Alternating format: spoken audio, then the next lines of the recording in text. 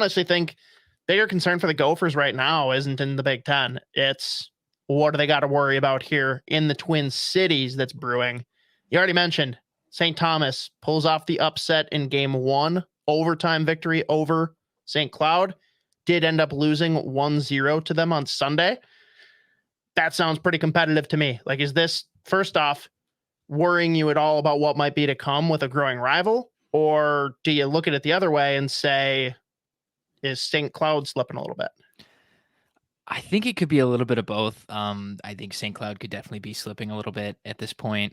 But I will go back to I do have a bit of a memory where it's a lot of people who a lot of like podcast people sometimes don't like to remember what they said when it was like maybe going to be wrong.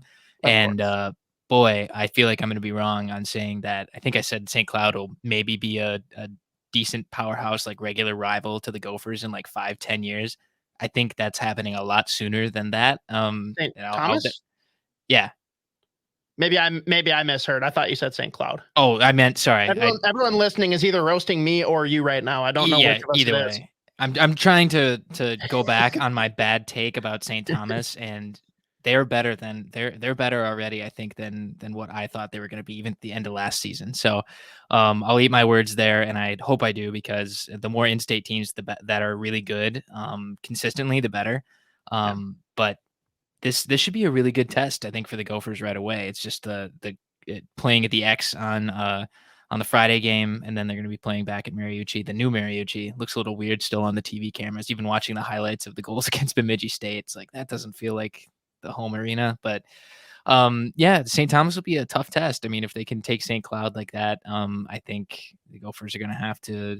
Not that they're going to look right past them, because obviously the games count, but they're going to have to really do their due diligence, because I think this St. Thomas team could really be a threat this season. And I'm sure Ryan Stieg, a fellow MNCAA podcast representative, will have a lot of good things to say about St. Thomas this year going forward.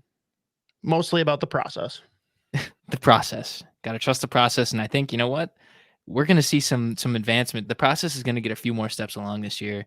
And the Gophers are going to have to get the brunt of it, because they don't really know what things are looking like internally for them. So we'll probably have a really good picture on what St. Thomas is around like December, January, but they can make a lot of waves in determining how the process is being viewed, so to speak, if they can really make some headway now against some really good teams, and I think a national title contender with Minnesota.